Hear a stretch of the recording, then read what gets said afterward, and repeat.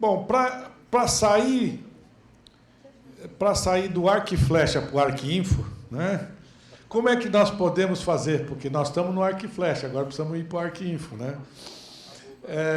Nós precisamos começar a nos organizar. E o instrumento é o plano de águas pluviais urbano, o plano de drenagem urbano, algo dessa natureza. Nós temos que nos planejar. Ele tem o objetivo de desenvolver as estratégias para controle da inundação dentro das cidades. Atua sobre inundação ribeirinha e drenagem urbana. Desenvolve medidas não estruturais para prevenir impactos e estabelecer a melhor gestão e medidas estruturais para dar soluções aos problemas existentes. Então, a lógica é sempre medidas não estruturais para evitar problemas futuros e medidas estruturais para retirar os problemas existentes. O plano apresenta soluções de concepção e um plano de ação para atuar na cidade para os próximos anos. Deve estar subordinado ao plano de saneamento e ao plano diretor urbano da cidade. Aqui está a estrutura de um plano de drenagem urbana de águas pluviais. Geralmente, você vê só um pedaço disso nos planos por aí, né? Que o cara vai fazer uma obra ali e tal, mas não tem todo esse conjunto. Isso aqui foi construído desde 99 no plano de Porto Alegre. Você tem um componente de política, onde você define objetivos, princípios e estratégias. Você tem o primeiro, que é as medidas. Você faz um diagnóstico, estabelece quais são as medidas não estruturais e faz as medidas estruturais por subbacia da cidade. Divide a cidade em subbacias e faz o plano de obras de cada uma delas. Medidas não estruturais, faz a regulação da drenagem urbana e o prestador de serviço de drenagem urbana. Ou seja, legislação e gestão, e estabelece programas de longo prazo, como a recuperação de áreas degradadas, a despoluição de água subterrânea e outros. E aqui o plano das bacias. O plano da bacia é o plano de obras de cada uma daquelas subbacias urbanas para eliminar o problema de inundação. E o plano de ação é como você vai atuar sobre cada um desses itens ao longo do tempo. E onde eu vou buscar dinheiro, né? E quais são os meus indicadores de resultado. Para isso, você precisa fazer ou obter o cadastro da drenagem e uso do solo. O cadastro de drenagem é o mais caro que tem. O que é o cadastro de drenagem? É você ter toda a rede de pluviais naturais e construídos com as suas dimensões na mesma planta de topografia da planta da cidade. Então, condutos, variações de seções e colocados em planta junto com a topografia da cidade. E nos canais naturais, seções a cada 100, 200 metros, com a caracterização de pontes, etc. Isso aqui é caro para fazer. Imagine você fazer levantamento de onde está a seção, que dimensão ela tem, comprimento que tem o conduto, em toda a rede, só que você faz inicialmente para macrodrenagem, que são diâmetros acima de 80 centímetros em toda a cidade. Depois você vai se preocupar com microdrenagem, mas no primeiro momento, no plano, você vai trabalhar só macrodrenagem. Dados hidrológicos, outros planos, plano de esgoto e resíduo sólido e como funciona a gestão municipal. Tudo isso é insumo para poder trabalhar no plano diretor de drenagem ou de águas pluviais. Então, o diagnóstico o que o diagnóstico faz? Ele identifica quais são os locais onde inunda. Esse é o primeiro. E com que risco inunda? Identifica os problemas de interferência de esgoto, de resíduos sólidos, todas as interfaces, identifica o funcionamento da prefeitura em termos de drenagem, de como que ela institucionalmente desenvolve drenagem urbana, que geralmente é quase nada, mas ele tem que fazer um diagnóstico, para depois estabelecer as duas medidas, o leque de medidas possíveis. E, para isso, você vai trabalhar as medidas, o seu plano de ação para executar isso. Dando uma ideia, um plano desse, ele, para uma cidade, digamos, o que pode custar? O problema maior é se tem cadastro ou não. Se não tem cadastro, porque só o cadastro pode custar 30%, 40% do plano. Então, e esse cadastro de macrodrenagem, geralmente você tem 50 metros de conduto de macrodrenagem por hectare. E cada metro desse vai custar pelo menos 10, 12 reais o metro. Então, aí você tem que calcular mais ou menos que pode chegar a 500, 1 milhão, até 1 milhão pode chegar, dependendo do tamanho da cidade, o levantamento disso. E depois o próprio plano. Então, dependendo do... por exemplo, recentemente alguém me liga, olha, estão lançando o plano de drenagem de 15 cidades no interior de São Paulo. Você não quer entrar? Eu falei, o que tem que fazer? Aí eu peguei o termo de referência, olhei, e envolvia cadastro, envolvia tudo, 15 cidades, e o valor total não dava nem 200 mil por cidade. Eu falei, não, isso é piada. Isso aqui é impossível. Para fazer isso é melhor, não vai acontecer nada. Quem fez o termo de referência não tem a menor ideia do que é um plano de drenagem. Esse é o problema. O que acontece é que os termos de referência entendem que o plano de drenagem é falar, inunda aqui, inunda ali e tal, ponto, terminou aí. Isso é o plano de drenagem. Isso não é plano de drenagem. Não está dando solução nenhuma. Está dizendo que inunda, nem está avaliando o risco de inundação. Como é que você calcula a vazão se você não sabe a seção de um curso d'água ou de um conduto? É impossível. Se você não tem essa seção, como que você vai calcular a vazão? Como que você vai projetar ou planejar alguma coisa? Ou então vai abandonar toda a rede existente e construir outra? Então, é irreal, né? Por isso que nós temos o que nós temos. Nós temos aquilo que nós não sabemos fazer, né? Se contrata essas coisas, aí as prefeituras querem contratar um plano de saneamento por 50 mil reais, 50, 100 mil reais, não vai ter nada, ele vai ter, me engana que eu gosto. Sim. Olha o microfone ali, por favor.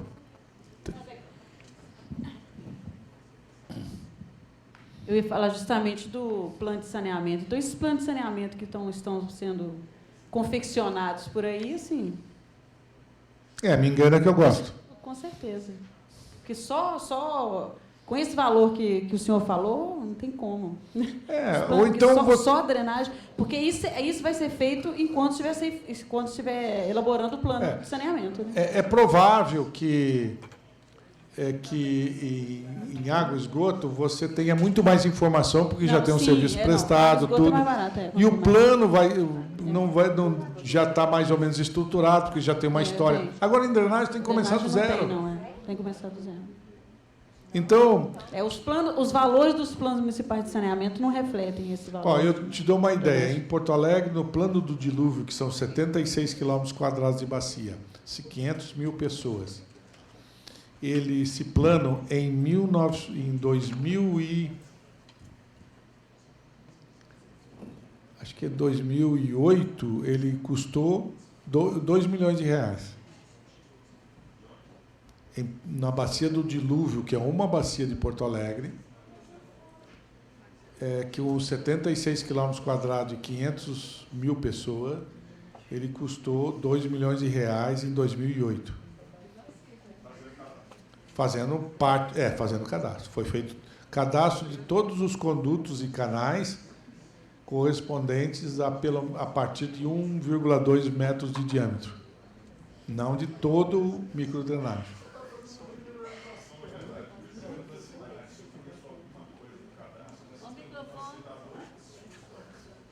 Pode. Porto Alegre tinha cadastro, mas eles solicitaram a revisão. Porto Alegre tinha o cadastro inteiro da cidade, tem de micro e macro drenagem, de muito tempo. Mas eles solicitaram nesse caso. Tem um outro detalhe importante, eu vou dar uma questão seguinte. Foi feito o cadastro na cidade, muito bem. Se você não internalizar isso numa base de dados, Em quantos meses ele não vale mais nada? Então, você está gastando milhões e jogando fora. Hoje tem softwares pronto para fazer gestão de ativo. O que é gestão de ativo? Gestão de ativo é onde você põe nesse software toda a tua base de rede e ele tem todas as facilidades de você internalizar as informações toda vez que você visita com fotografia, com tudo, e você, que se chama fazer gestão do teu ativo. O teu ativo é a tua rede. O que acontece? Cada cidade, toda vez que tem um estudo, faz tudo de novo, porque aquilo se perde. Né? No entanto, por quê? Mas também não tem um prestador de serviço para fazer isso. Não tem quem cuida. Então, é um vazio. Não tem histórico, né? Não tem manutenção. Eu fiz a pergunta anterior para o senhor, só para gravar aqui, se essa era uma generalização, porque a gente tem alguns casos que, né, como o senhor respondeu, tem cidades que têm alguma coisa de cadastro, outras não. Tal. Mas aí tem outras questões também que a gente pode considerar, porque só tem cidades que não tem nenhuma bacia hidrográfica, não tem nenhum curso de água atravessando dentro da cidade, estão fora. Tem outros que tem vários, tem outros que o curso da água está totalmente tomado, suas margens. Conheço algumas cidades aqui no interior de Minas, só não tem nenhum lugar para fazer nenhum tipo de obra desse de detenção ou de retenção dentro da cidade. Os programas teriam que ser outros. E aí, não, mas dá para fazer. Sim, mas você vai ter que fazer algum tipo de ocupação de área. Mas eu falo assim, as medidas podem ser mais complexas, os estudos mais complexos em um município em relação ao outro. Na realidade, são mais caros, né? Quando você não tem área nenhuma, você faz debaixo do solo. Sempre é possível. É mais barato que canal. Porque canal, ele não vai resolver ele transferir daquele lugar para outro. Agora, se ele transferir para um outro lugar onde você amorteça, tudo bem. Né? Talvez o que acontece na cidade é que nem sempre o local de amortecimento está no lugar que você deseja. Aí você tem que fazer um transporte daquele volume para lá. Então, tem N soluções. Eu tive um aluno que fez o doutorado dele no modelo que simula a rede de pluviais com detenções e um modelo de otimização que otimiza o custo dessa obra, buscando a combinação mais barata entre a detenção e amortecimento para uma bacia, de acordo com o que você encontrar de espaços disponíveis. Né? Ficou bem interessante. Então, ele, por otimização, para o algoritmo genético, ele vai pesquisando por tentativa e erro, rodando o outro programa. Né? Então, ferramentas tem. As dificuldades maiores sempre são a questão de gestão. A política de recursos hídricos é objetivos, planejar a distribuição da água pluvial num tempo e no espaço, controlar a ocupação de área de risco de inundação, convivência com enchente, estratégia de desenvolvimento, esses vários aspectos que nós vamos ver aqui. Os princípios, nós já falamos sobre eles, eu vou pular. A estratégia quanto ao desenvolvimento urbano. Aquilo eu já falei, para as áreas não ocupadas, desenvolvendo em medidas não estruturais relacionadas com regulamentação. Medidas que estão ocupadas, medidas estruturais de controle dos impactos existentes por macrobacias urbanas. No meio ambiente, você pode trabalhar com um sistema de transição enquanto você não tiver rede de esgoto, e depois você pode trabalhar com um sistema separador.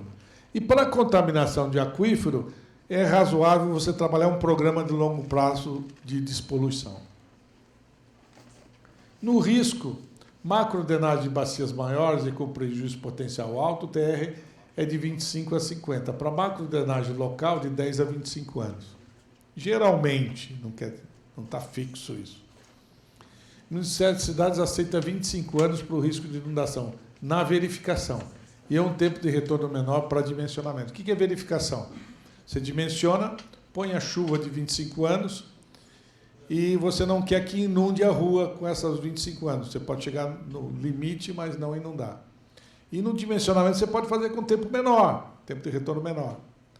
Mas sem, digamos, geralmente você faz uma folga. O mais importante é a verificação.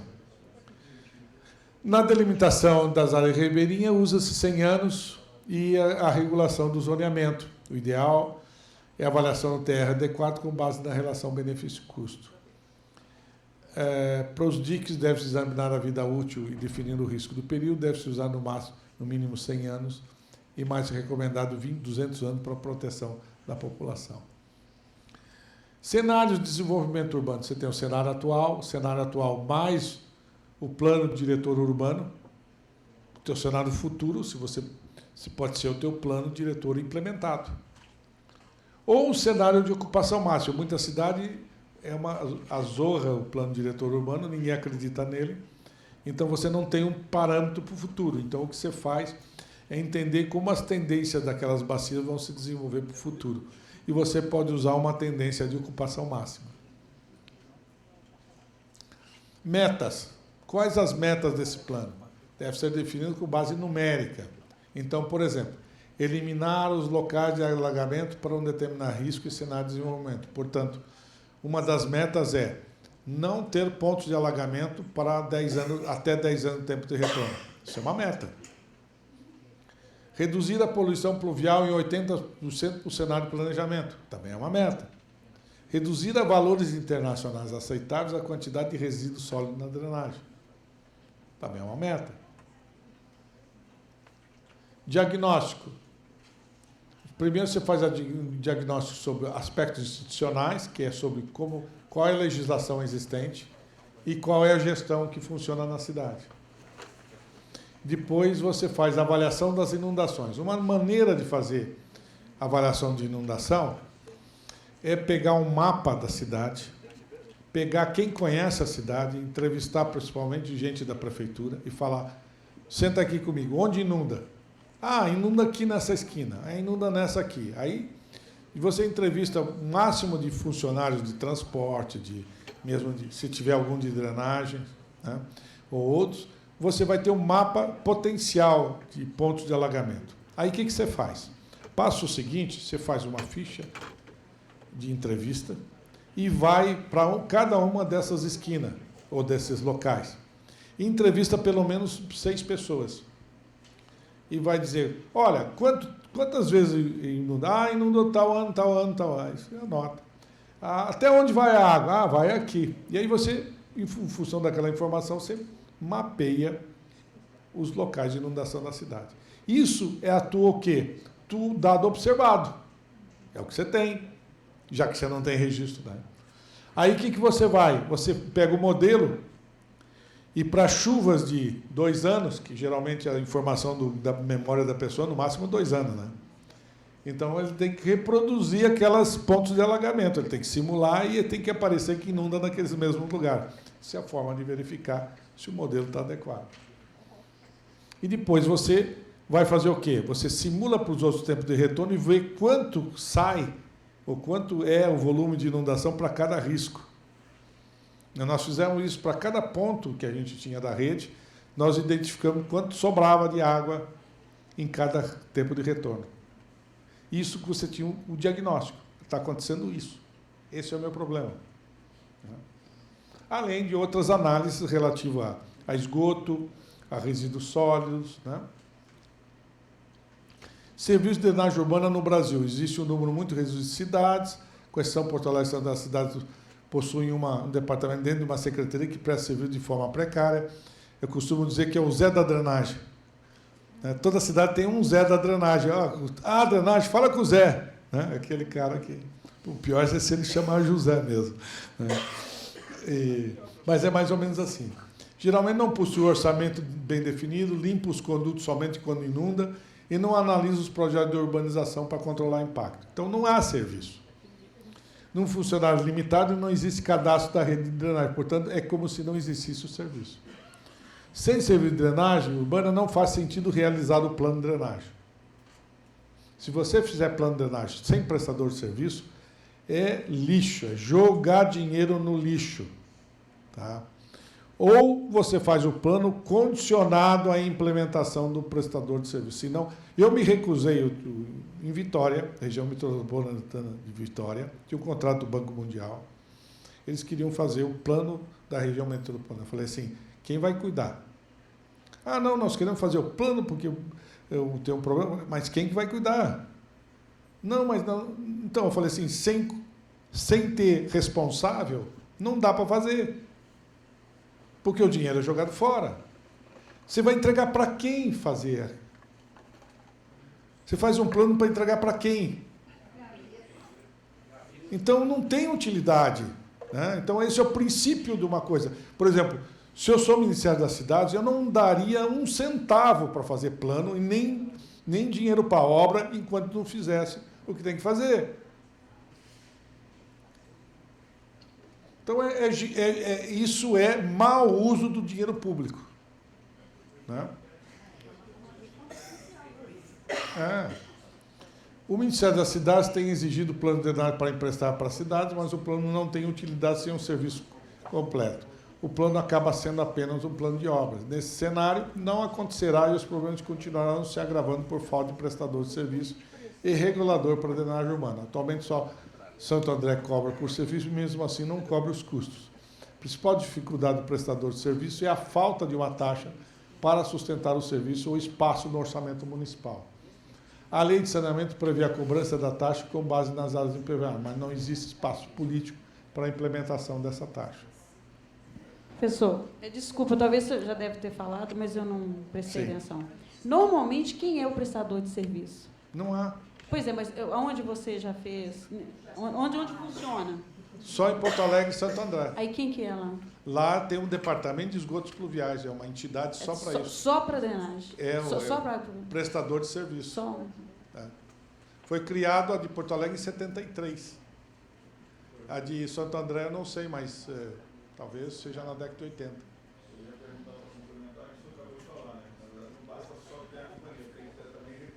Claro, ele tem. No caso de Porto Alegre, é o orçamento que ele recebe da prefeitura, que já vem de tempos. Então, e é um orçamento bom, né? Não é ruim. Mas isso, nas outras cidades, não tem espaço, infelizmente, não tem tido espaço para isso. Vira. Mas você pode ter um departamento, mas você pode ter duas coisas. Depende de como você estrutura. Você pode estruturar... O que precisa ser ação de Estado? Ação de Estado é fiscalização de projeto, acompanhamento do plano de drenagem. E o que é caro no serviço de água de drenagem urbana? É manutenção. Isso você terceiriza. Você não precisa ter equipe de manutenção na prefeitura. Você pode até dividir a cidade em pedaços para ter mais de uma empresa e que elas disputem preço. E aí você terceiriza. Põe um grupo pequeno de funcionários como funcionários de Estado. Por exemplo, a região metropolitana de Denver tem o Flood Control Urban Drainage District, que cuida de toda a região metropolitana de Denver. O número de funcionários dessa entidade cabe numa sala de 30, 40 metros quadrados. São 6. Eles mudaram para o prédio das consultoras, porque eles terceirizam. Eles tinham uma época, muito tempo atrás, era 18 ou 20 milhões de dólares por ano para fazer todo para a gestão.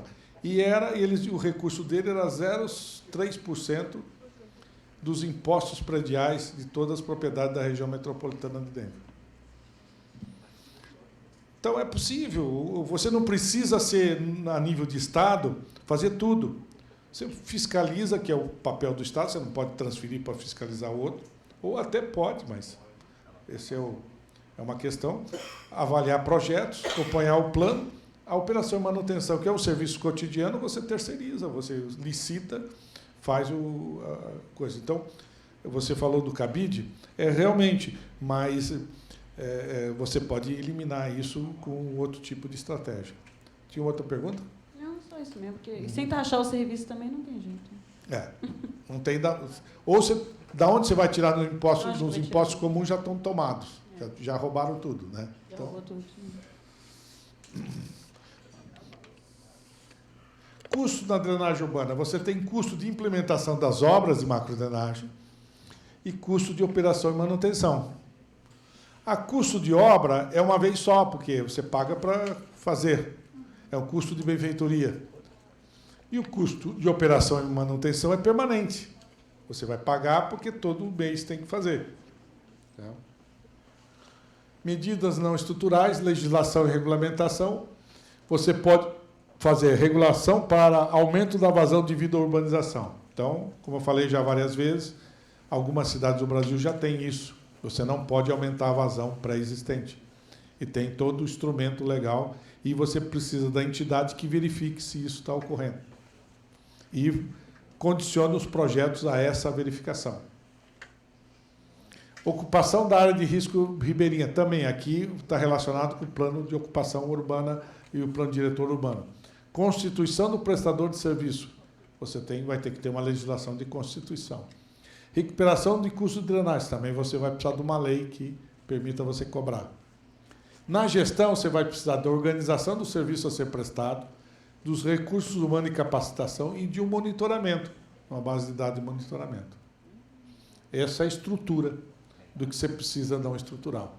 A regulamentação, prevenir contra os impactos transferidos dentro da cidade. Os principais são a redução da recarga, aumento de vazão, aumento de sedimento, erosão, redução da qualidade da água e área de risco de inundação ribeirinha. A regulamentação deve atuar sobre impactos condicionando as medidas internas.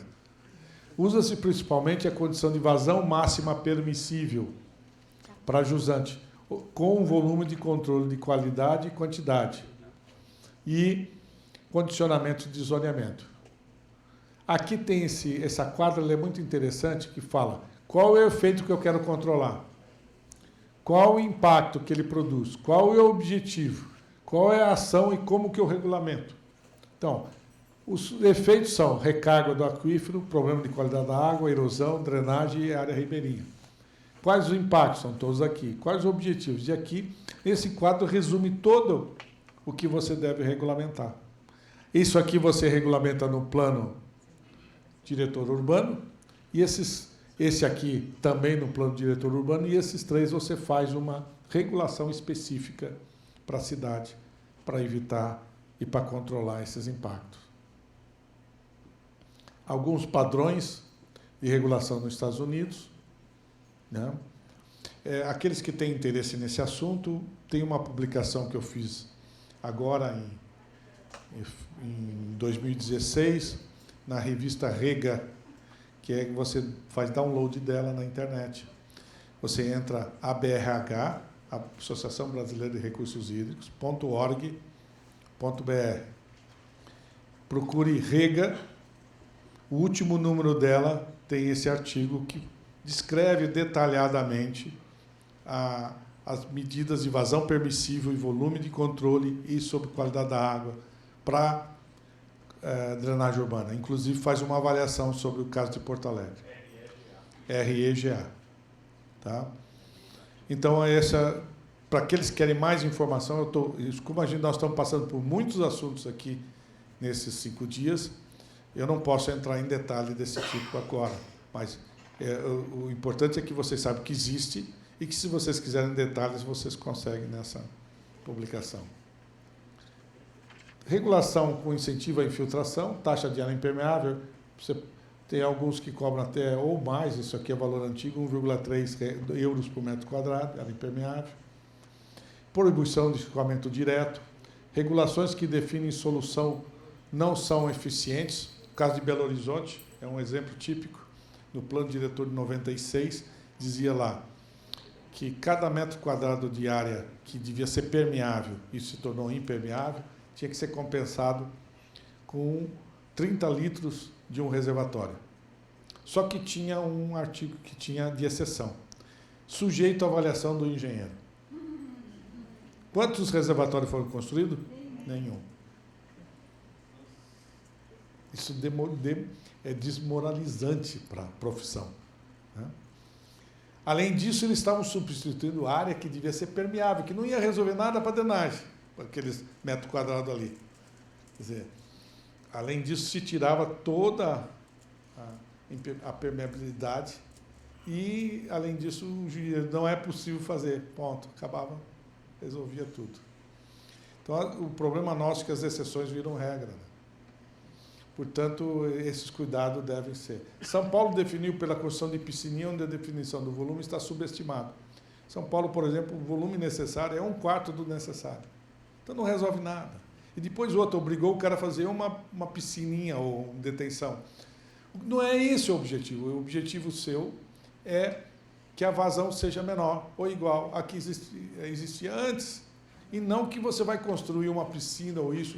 O objeto não interessa. O que interessa é o resultado. Né? Então, nós temos que ser mais objetivos naquilo que nós queremos. Solução adotada nos Estados Unidos e Canadá, baseada na vazão máxima permissível para a rede pública. E esse é o ponto. Quer dizer, o que nós fizemos no caso de Porto Alegre, Brasília, Teresina, etc., foi nenhuma novidade, foi o que já se fazia no mundo desenvolvido. Aqui os dados, por exemplo, chuva de uma hora, de 10 anos em Porto Alegre, 50 milímetros, em Brasília, 58, em Teresina, 75. E aqui estão os coeficientes. Vazão máxima permissível, 20,8, 24,4, 52,1. Isso está tudo nesse artigo. E o coeficiente da equação de volumes está aqui, 4,25, 5,33, que é esse coeficiente dessa equação aqui. Procura-se evitar a vazão de novos empreendimentos sejam maiores, necessário definir o risco de controle. Critério usado por Porto Alegre para vazão se baseia em 10 anos, como dos demais. Né? Aqui está o decreto que foi feito. Toda ocupação resultante de uma superfície impermeável deverá possuir uma vazão máxima específica de saída para a rede pública de pluviais menor ou igual a 20,8 litros por segundo por quilômetro quadrado. A comprovação da manutenção tal deve ser apresentada ao DEP. Para terrenos com área inferior a 100 hectares e o empreendedor optar pelo volume de reservatório, pode usar essa equação, que é volume específico, metros cúbicos por hectare, 4,25 vezes a área impermeável, em percentagem. Portanto, se a área impermeável for de 100%, é 425 metros cúbicos por hectare. Tá? Aí vem o seguinte, onde que está isso? O volume, aí se for mais que 100 hectares, ele deve fazer um estudo específico. Poderá ser reduzida a quantidade da área computada no cálculo, aqui, pavimentos permeáveis. Se eu usar pavimento permeável, eu reduzo em 50% a área correspondente a ele.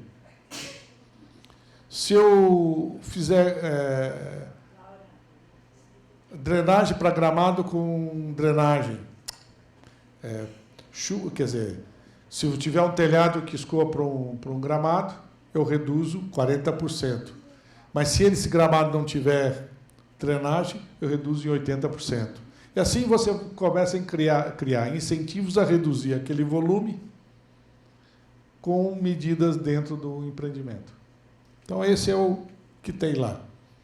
Isso aqui é o controle de qualidade da água que foi calculado para Brasília, que também calcula o volume necessário para redução, para retenção da água pluvial, para diminuição da qualidade da água, para melhoria da qualidade da água. Resultados na política de Porto Alegre, mais de 200 estruturas de armazenamento localizadas em áreas públicas. Quer dizer, em 6 anos, foram protegidas 800 hectares, 8 quilômetros quadrados. Hoje, muito mais que isso. Foram usados em média de 100 a 150 metros cúbicos por hectare. Nos primeiros 6 anos, houveram custos aproximados de 10 milhões que não foram transferidos para a cidade, por ano.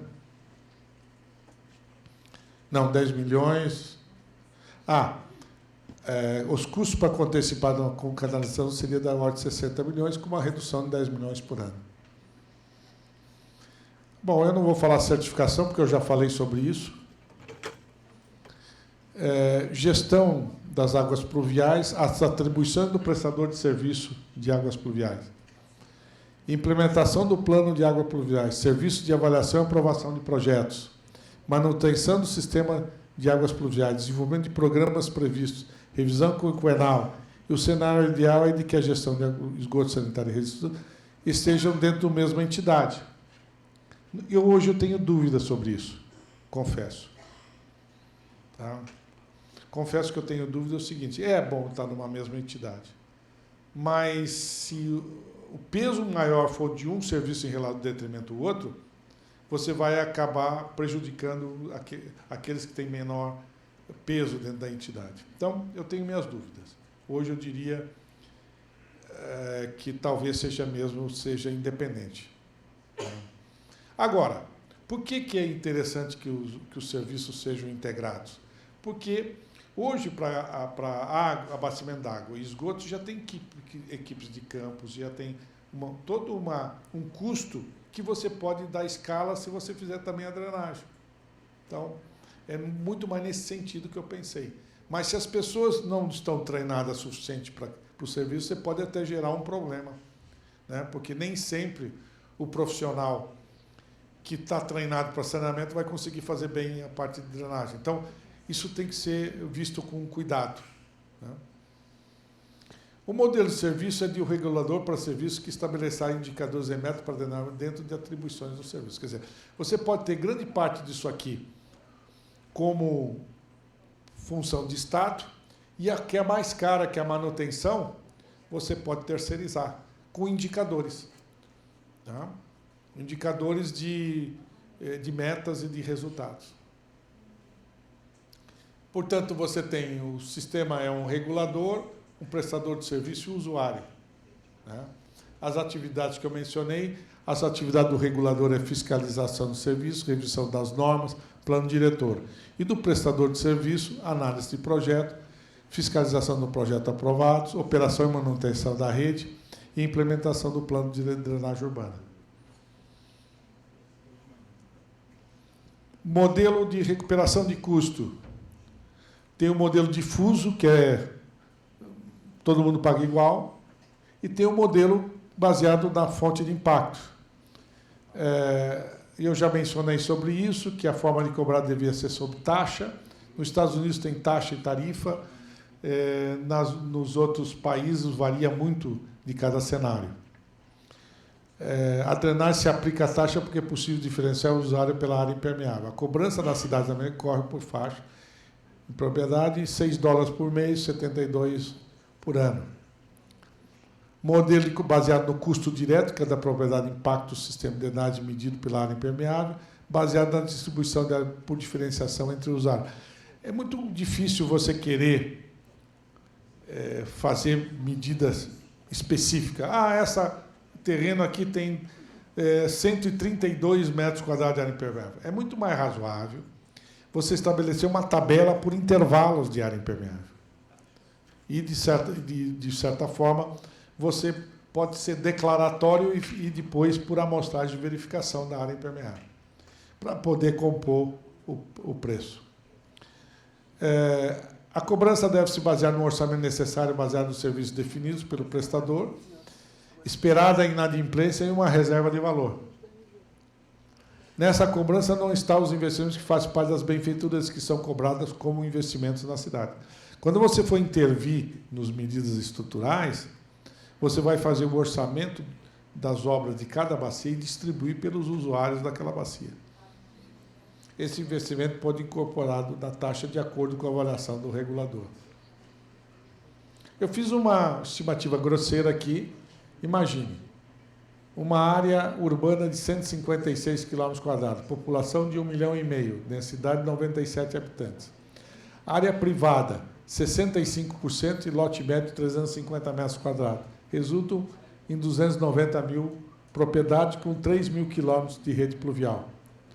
O orçamento de 2013 foi 102 milhões de reais. Considerando que 70%, tudo isso é hipótese, hein? O orçamento é correto, mas a hipótese de que 70% dos serviços resultam em 70 milhões. Esse custo tem a gordura de funcionário público e atende também o serviço de cheias ribeirinhas, manutenção de casa, de bomba, etc. A taxa média seria R$ 240 por ano ou R$ 12 por mês a valores de 2013. Ou seja, se você pagasse R$ 12 por mês, você pagava isso, esse serviço todo. Você sabe que é gordura, que é a ineficiência.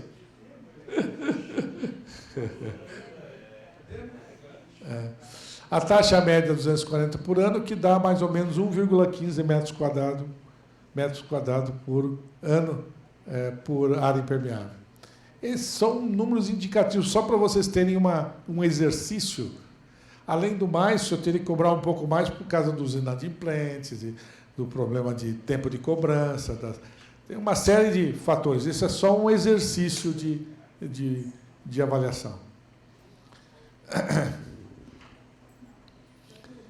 Definição e implementação. Definição de instituições ou instituição de gestão de águas pluviais, especial de águas pluviais. Organização da instituição, estratégia de funcionamento, capacitação da equipe, uma base de dados, recuperação de custos, sustentação e plano de ação. Aqui tem um fluxograma das etapas de implementação de um serviço, definição de política, estabelecimento da taxa, organização da instituição e sua regulamentação, equipe e capacitação, base de dados e estratégia de implementação e cobrança. E aqui vocês têm o fluxograma dessas etapas para implementar uma instituição desse tipo. Desafios. Não existem instituições na área. Falta de qualificação técnica. Dificuldade política de uma nova taxa. Gestão sustentável com administração profissional, com o regulador confiável e metas bem definidas. A forma de implementar é o programa estadual com apoio aos municípios. O que eu quero dizer com isso? Pela amplidão do sistema de não ter, dificilmente você vai começar... Como que você poderia, num estado como o de Minas Gerais, conseguir incentivar que os municípios venham a fazer isso? Você teria que ter, num corpo técnico mínimo dentro do estado, que definisse os termos de referência, os elementos necessários, todos os elementos críticos de fazer isso e apoiar os municípios. Você não pode esperar que cada município vai ter qualificação técnica. Mesmo assim, com 843 municípios, né? 53 municípios, quantos são pequenininhos que não dá nem para pagar nada?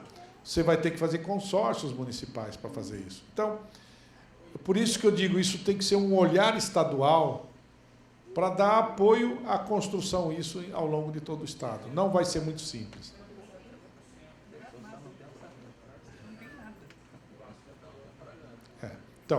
Então, você vai ter que, provavelmente, criar um serviço com escala que dificilmente municípios pequenos vão poder prestar, e de forma a viabilizar esse serviço.